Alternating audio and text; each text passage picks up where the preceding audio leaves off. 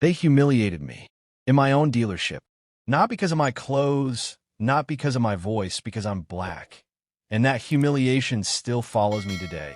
I don't know if it was the weather, fate, or just the devil's sense of humor.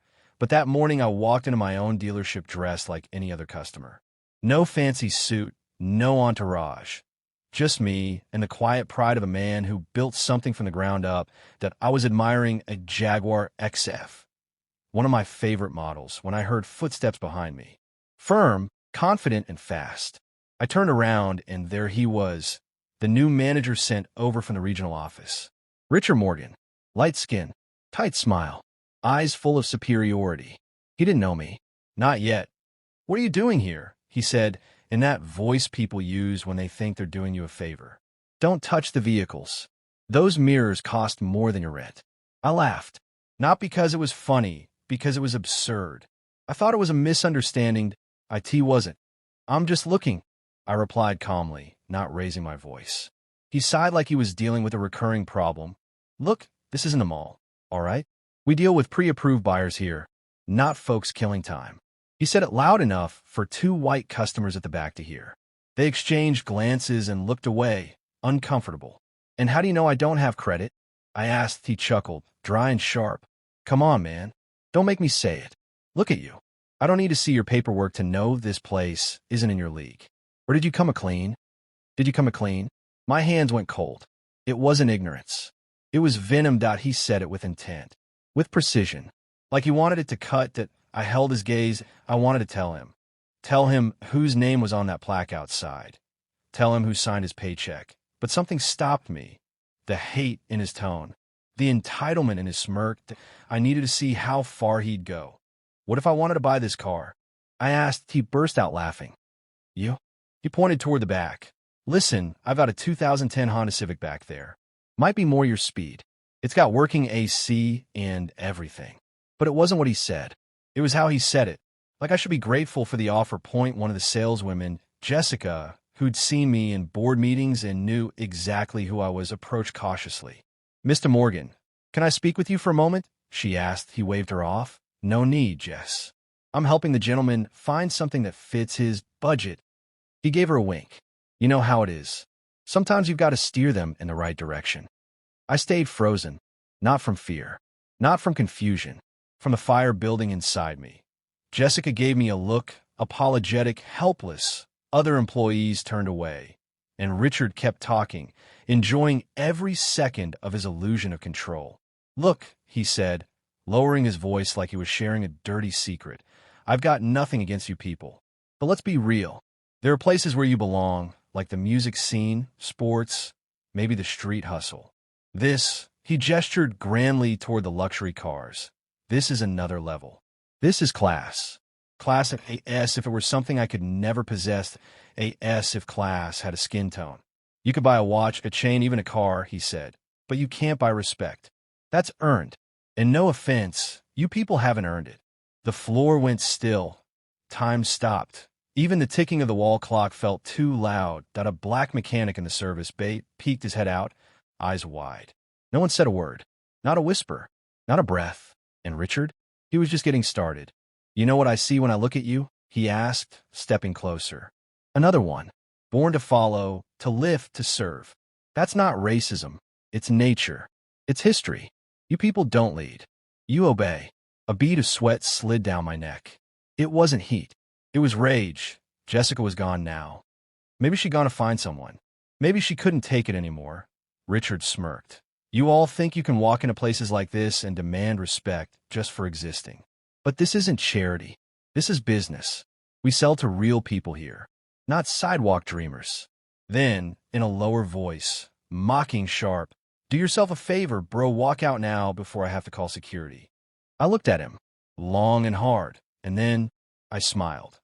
Not with joy, with something colder, curiosity. I wanted to see how deep this man would dig his own grave.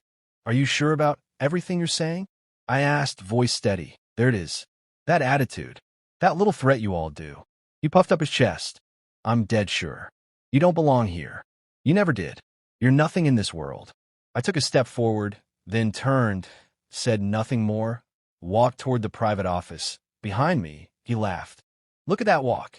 Thinks he owns the damn place, he barked, laughing to himself. I swear, these little wannabe kings always crack me up. Sweetheart, don't say anything. Let him talk. Let him keep spitting on himself. But if he says one more word, come straight back to me. Jessica nodded and left silently. From my desk, I accessed the showroom's security footage. I watched everything, from me approaching the Jaguar to his last smug insult. What a joke. These little black boys with delusions of grandeur. He said it clearly, in front of everyone. My phone rang. It was David, my lawyer. Did it happen? It's happening. All caught on tape. Want to come over? Not yet. Let's see how far he dares to go. Back on the cameras, Ricardo was now chatting with an older couple. He pointed toward my office and laughed. Then, arrogant as ever, he came to my door and shouted, "Hey, hat guy, done with your tour or still looking for an exit?" I smiled. Told I opened the office door calmly. Ricardo stood there, surprised. What are you doing in there? That's for authorized personnel only. I let myself in. I replied that he looked baffled. Who are you? I didn't answer. I walked to the front desk, grabbed the executive folder, flipped to the first page, and held it out to him. Nathaniel Thompson, CEO and owner. He blinked, looked at the page, then at me. No, that's not possible. Oh, what? A black man can't own anything but a broom. I leaned in. That delusional black boy signed your last paycheck. The room fell silent. Some employees stared in disbelief. Others smirked. Ricardo went pale. Mr. Thompson, I didn't know. If I had, what? You would have shown fake respect?